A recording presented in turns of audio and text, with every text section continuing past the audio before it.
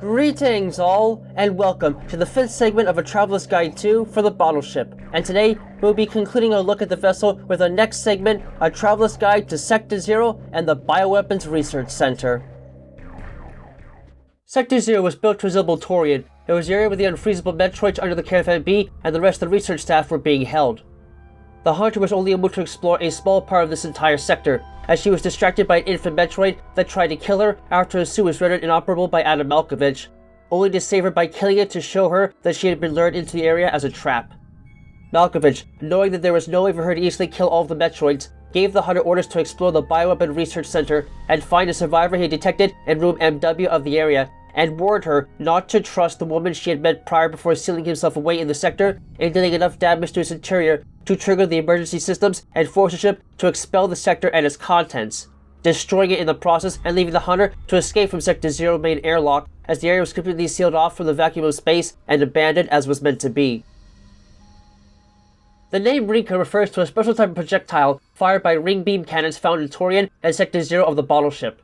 The projectile itself, as its name might suggest, is a ring-shaped object with a hollow center that can be produced on an enlarged spire from a cannon, almost like a smoke ring, except that these things can really hurt and fly through the air at different speeds depending upon their color. These energy shots are unique in that they interact with matter differently than the other energy-based technology used by others.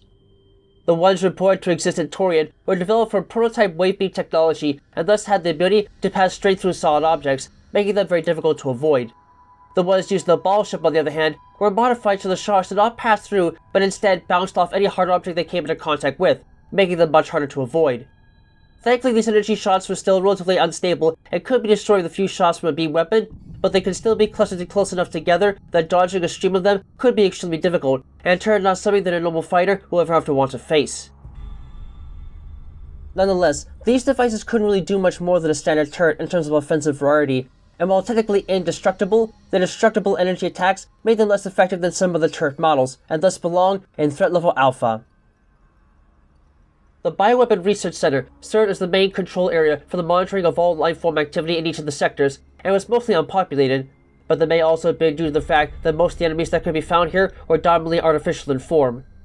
It was here that the Hunter encountered a few basic enemies and the drained corpse of the Ridley clone before being forced to terminate a Queen Metroid in room MW. In the aftermath, she was able to convince the survivor that locked herself up prior to the battle to trust her and learned that she was the real Madeline Bergman, and in turn what had transpired on the battleship prior to the arrival of the Hunter and the 7th Platoon.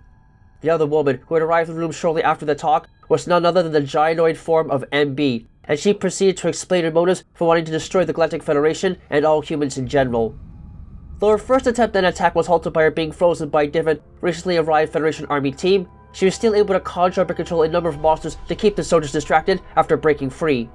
However, Madeline was able to use a freeze gun to freeze her in place for a second time, at which point the soldiers were ordered to train the guns at her and fire, killing her in the process and stopping a rampage before it caused further cataclysmic damage.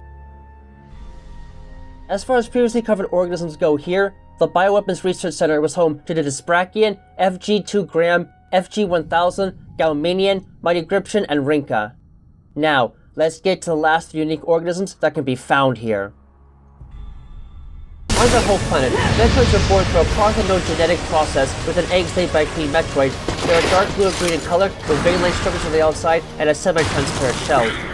These shells contain amniotic fluid that requires nutrients to develop as life from within and help to protect the small creatures inside from direct attack until they're ready to hatch, being surprisingly thick-shelled and requiring semi-heavy firepower to break open. Once they are ready to hatch, infant Metroids will break out of the shell forcibly, using full-body slams to break the skin and ultimately crack through the very top of the structure where it is at its weakest, and the internal liquid quickly desiccated and hardened in over seconds after the bleach. Infant Metroids are relatively small and round and have the same basic anatomy as the more adult larval stage, including the ability to levitate in the air through electromagnetism, but they were so small and the fangs so tiny and usually more tentacle-like than anything else immediately after birth that they were normally relatively harmless, though they would not remain in the state for very long. These creatures would generally hover around larger organisms in a display of curiosity, but they were merely scanning their target. Once the object looked to turn their back, otherwise made itself vulnerable, the infants would spring into action and attack them full force. In this form, they do not have the ability to really process the energy they obtained from their victims, but their attacks are lethal nonetheless, and can easily kill larger life forms if the target was swarmed by many infants. While in this state, infant Metroids were quite weak and could be killed with single shot control-based weapons, but they were also deceptively fast, and could be difficult to hit without exposing oneself to attack. Furthermore, the properties of these creatures would differ substantially depending upon the state of their egg, as even in the state, exposure to alien sensitive chemicals and radiation levels relatively shape their adult behavior and physical abilities. As infant Metroids mature into the larval Metroid stage, which is the form the most familiar with, their bodies would change slightly to make them a terrible menace. In this form, the creatures possess a thin green membrane over their bodies to help protect them against direct fire by dispelling energy maintained by the contact of the outside of the membrane. Inside the creatures were a quartet of nuclei that serve as a nerve center and energy processing plant. They additionally possess two pairs of cuspidate teeth, or fangs in the lower half of their body, the largest set used to sink into flesh and armor of a target and keep the Metroids from being dislodged, while the small pair is designed to drain life energy of a target, which then subsequently flowed into the main body through a hidden toothy circular ball on their underside, until their prey was reduced to dust. This power has also allowed the creatures to grow and mature further over time, as they are purely energy-based organisms and have the amazing ability to convert the life energy they stole into pure biomass, and thus still require the possession of any other major organ inside the body to process nutrients. It is unsure what it is that Metroids actually fed off, as the life energy they had supposedly stole took away no vital fluids or flesh, yet it did reduce the body of the target to a crumbling husk when it was drained away. This single feature is the one thing that is going to be almost impossible to replicate outside these creatures, and was the source of experimentation by space pirates for many years, though ultimately their projects mostly failed. During their larval stage, these Metroids were completely invulnerable to most forms of weaponry, even though a warfall ball with some type of device could be used to dislodge a Metroid that had a grip on an individual. This did not damage them in any way, and merely acted as a distraction for a brief moment. However, despite all of this, these creatures were still weak to the devastating effects of power bombs, and more importantly, possessed an extreme weakness for cold. This is because the outer membrane was susceptible to being blast frozen, and once it was frozen, the Metroids became unable to move and vulnerable to the effects of concussive weaponry. This had always been the only way to effectively capture or kill most types of Metroids, and while the degree of the effect varied depending upon the variety of Metroid and its current life cycle stage, it was nonetheless the best tool that an individual could have against the monstrous creatures. This otherwise extreme resilience to damage, combined with their natural life-draining abilities, is what helps to define these beasts within threat level Delta, and can sometimes be far more of a danger in this regard than relatives and evolutions developed on alternate planets. Furthermore, while the space pirates were never able to intentionally create any Metroids that had a resistance against the cold, save for a few exemplary specimens that broke out of containment, the Galactic Federation was successful in creating such a creature. Unfreezable Metroids looked a great deal like their noble relatives, except that the membrane was blue in color and the nuclei were purple with barb-like growths on them that are designed to be able to heal their bodies quickly when exposed to freezing temperatures, eliminating any and all ability to freeze them and render them vulnerable to attack. It is unknown just what sort of combat abilities they would have had in a real fight, however, as they were all destroyed on the battleship, and all data existing on them was confiscated by the Galactic Federation. But it is assumed that the need for them to be destroyed more than demonstrates the power they could have had, and thus are cautiously placed within threat level Delta here. Unfreezable Metroids. Unfreezable Metroids! Are you fucking kidding me? We've spent years and years of research trying to understand how these monsters even worked, how to harness their life-draining powers for our own use, and in all of it, we came up with jack shit. And then the Federation waltzes in and simply shows us they made one that couldn't be frozen. The most common tactic for keeping them from going out of control. Where did that research come from, huh? I want notes! I want files! I need to figure out how they did this! I have to! I'd be shaking the hands for creating such a ruthless creature in the first place, but damn it all! The fact that they got it done before we could, even when we had a huge head start! It's preposterous, I tell you. Mark my words, Federation. I'll make something one day so powerful, so dangerous, that you'll come to fear the space pirates once more. I will not be mocked! The Queen Metroid was the final noble life stage for Metroids on the home planet, but it was not a form that most Metroids will ever be able to obtain. Much like the Big Metroid, there is a very specific gene that coded for this form in the biology, and only those that had this gene active in them would be able to move from an Omega Metroid stage into a Queen Metroid. The head structure of the Queen was very similar to that of an Omega Metroid, but with a much larger mouth, multiple rows of teeth, and an extendable neck that could allow it to deliver devastating biting attacks from afar. The membrane on its body was still restricted to its belly region, but this was a problem for most as the beast was quadrupedal, and thus hitting its only real weak spot was almost impossible. If attacked, a Queen Metroid could utilize its brute strength to slam its head onto a target to crush them, or otherwise utilize a powerful fiery beam of energy globules, and intense breath that could blow back most prey, and the combinations of these attacks to destroy anything that dared to get in its way. When defending itself, a Queen Metroid could also sprout a series of pink organic crystals on its head and neck that acted to draw energy from the air in order to increase the power of its attacks. Destroying these crystals with explosive weaponry could help to stun the giant monster, but it would not do much in the way of actually harming it. The only thing that could truly harm a Queen Metroid was a concussive blast to its open mouth, oftentimes requiring many missiles to put down, or by attacking its weak belly.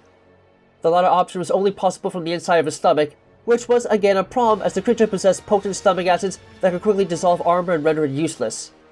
Using explosives like morph ball bombs while inside its belly could severely hurt the creature, but it had also been observed that a single well-placed power bomb was capable of doing the job all at once as well.